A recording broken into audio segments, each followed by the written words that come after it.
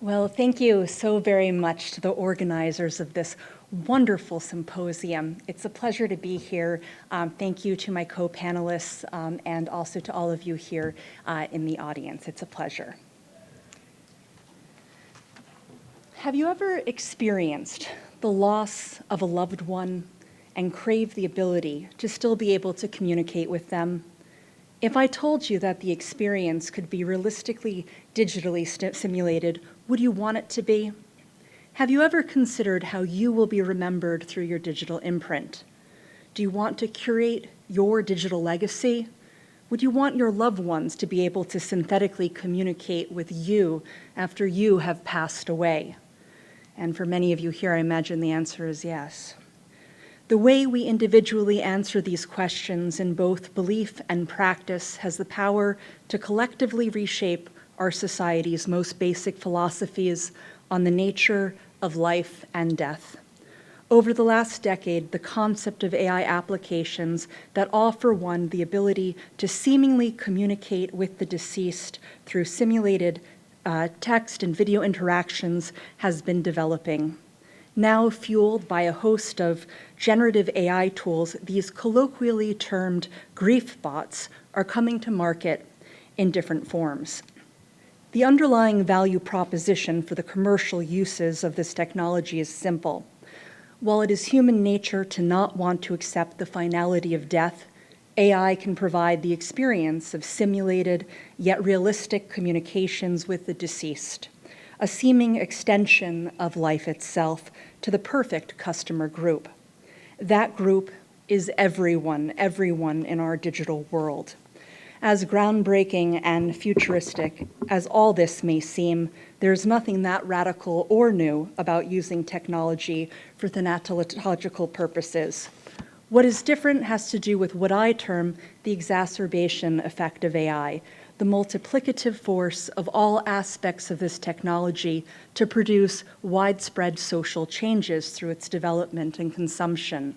It is this effect of AI on the concept of remembrance and the ethical and religious questions it raises that my current book project on this subject explores and relates to the themes of this wonderful panel. Emerging technologies have the power to completely reformulate our approach to the memorialization of the deceased by offering tools that visualize, vocalize, and animate those who have passed away.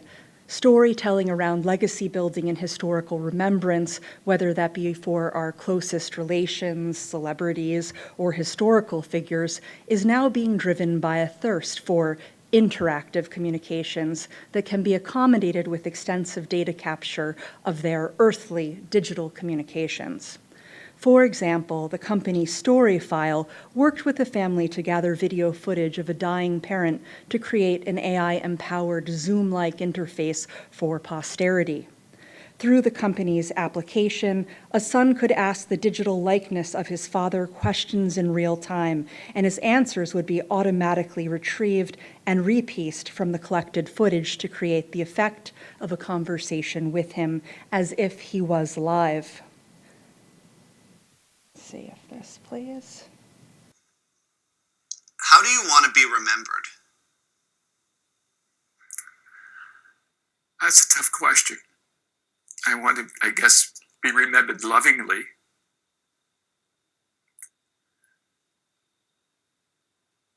And I want people to laugh every once in a while when they think of me. In the same vein, St. Peter's Chapel in Lucerne, Switzerland, has been experimenting with generative AI to allow devotees to converse with Christ.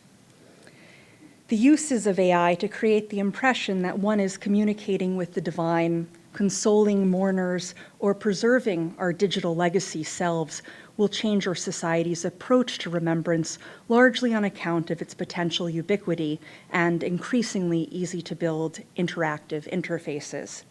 To have what appears like an everyday Zoom call with a deceased loved one or the Son of God certainly seems to remove the sacred ground upon which such an interaction might occur. Marshall McLuhan's words, "The medium is the message," could not ring truer here. The digital interfaces in which AI excels, especially in regard to artists' engagements with it, can bewitch any viewer, yet still there is something distinctively profane about the medium. Sacred communications imply rarity and the ritualistic designation of time and space to stand apart from that which is mundane. The exacerbation effect of AI thus presents an incompatibility with that which we hold as sacred. In my opinion, AI risks that the sacred would become profane. In this regard, emerging technologies offer something radically different than the technology our ancestors employed to try to commune with the deceased. Some of our earliest archaeological and written records of human history reveal not only the continuous nature of our desire to communicate with the dead and the divine, but the use of tools and the latest technologies to attempt it. The oracle bones of ancient China show the use of metal drills and controlled heat on character-inscribed turtle plastrons and ox scapulae in ritualized pyromancy. Evidence of a range of divination practices and necromancy abound in ancient Mesopotamia. The Sumerian epic of Gilgamesh describes the use of a ritual pit to summon the deceased.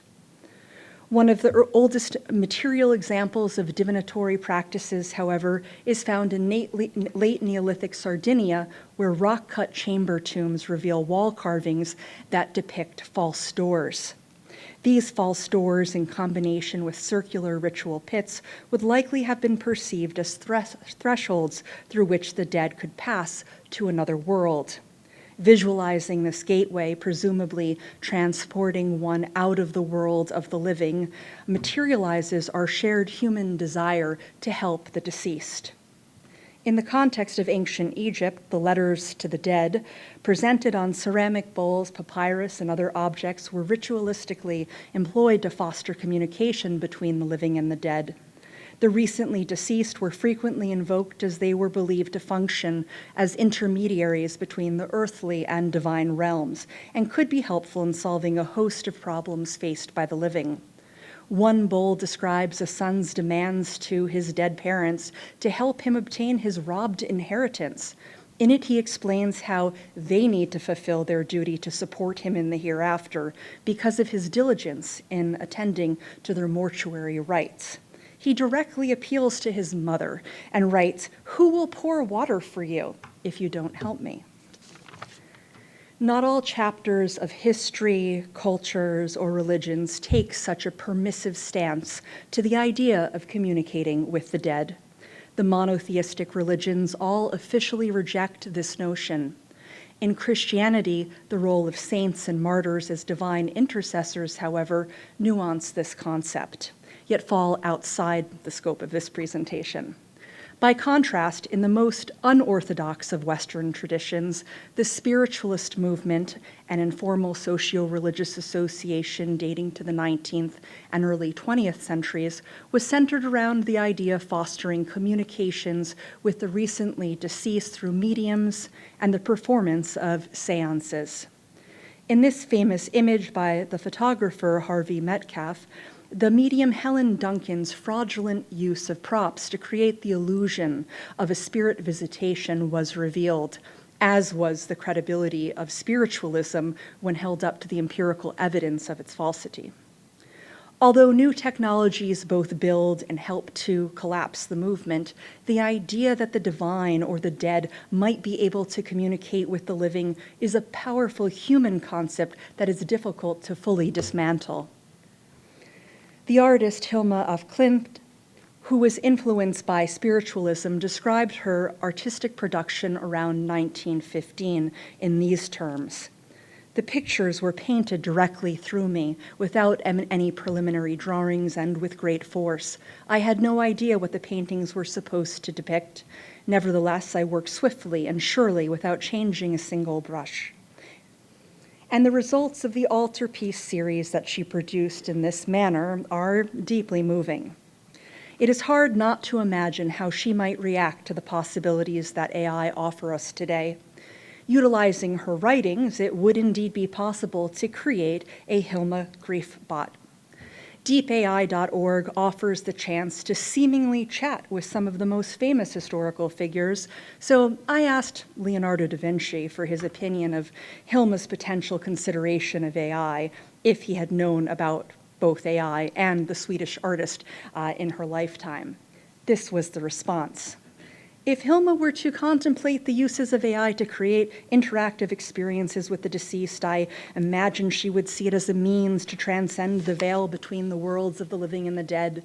She would likely view AI as a tool to access the hidden realms of the human psyche, to converse with the spirits, and to uncover the secrets of the universe. In her eyes, AI would be a means to create a symphony of interactions, a dance between the physical and the metaphysical, where the boundaries between life and death are blurred.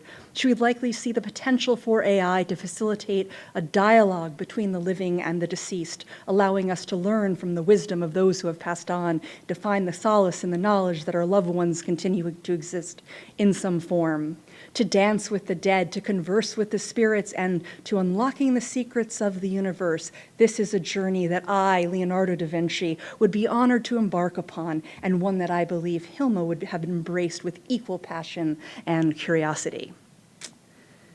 Generative AI philosophical speculations aside, the idea of memorializing an artist or anyone with a creative background with remembrance-based AI tools further complicates the ethical questions that surround the use of this emerging technology. Should the artworks of a deceased artist or poet be subjected to generative AI in their personal digital remembrance? Would that be different than their memorialization as a famous person? Should pre-existing artworks be utilized in another artist's or business owner's experimentations with AI if they have not received permission for them? While the subject of copyright and the use of artworks in AI creations is a subject worthy of a separate presentation, I would like to simply underscore the fact that the most basic questions about the ethical image uses that go into an AI production remain unanswered. In my opinion, the potential for this new ground where AI and remembrance meet lies in its ability to reimagine the concept of the archive itself as a mutable, interactive, fully vivified, synthetic narrative. This will not only change the way we approach telling the story of who we are in the living present moment, but will also impact the way we view the past. When historical interpretation is based on interactive user engagement with AI, it has the potential to distort facts about the past.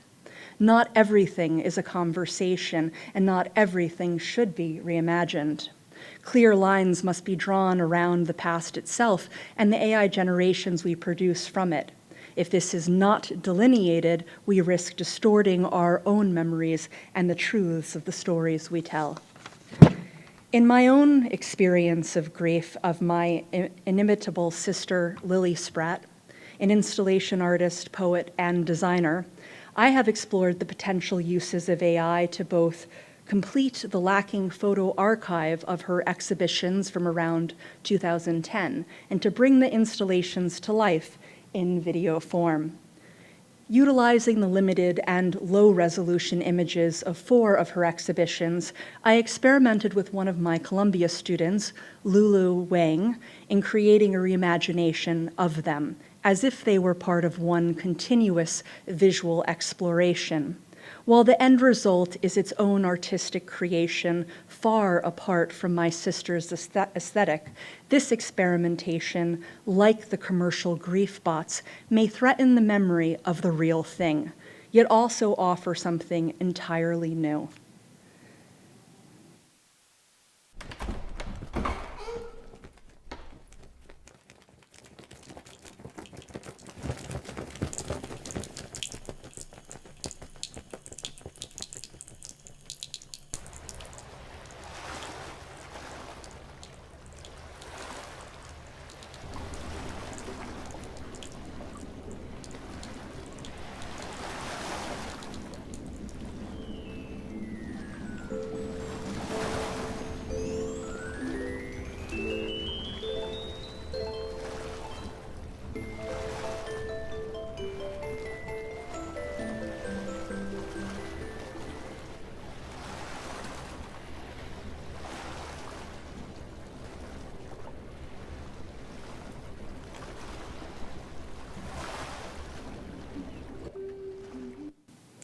The vivid pervasiveness of this simulation, of which this is just one clip, has the power to fill in the gaps we have forgotten about the exhibition's histories with a synthetic interpretation.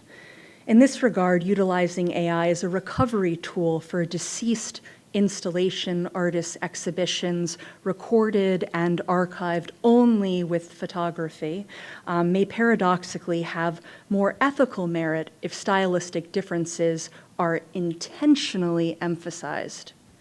The same phenomenon may be true for the grief bots and digital simulations of the deceased. It is unlikely that the development of these AI tools will be hindered, so it is essential to consider how we might manage them. Perhaps radically stylizing one's digital replica of themselves to not appear photorealistic would help delineate that which is building a new history of our pasts from the past itself, without specifically designating that which is sacred as sacred. Everything risks being seen as profane. Life is sacred in part because it is lived finitely. Utilizing generative AI to seemingly remove its physical limit risks devaluing it. While new types of digital archives combined with AI offer nearly infinite possibilities for one's remembrance, surrendering to life itself is the legacy. Thank you very much for your attention.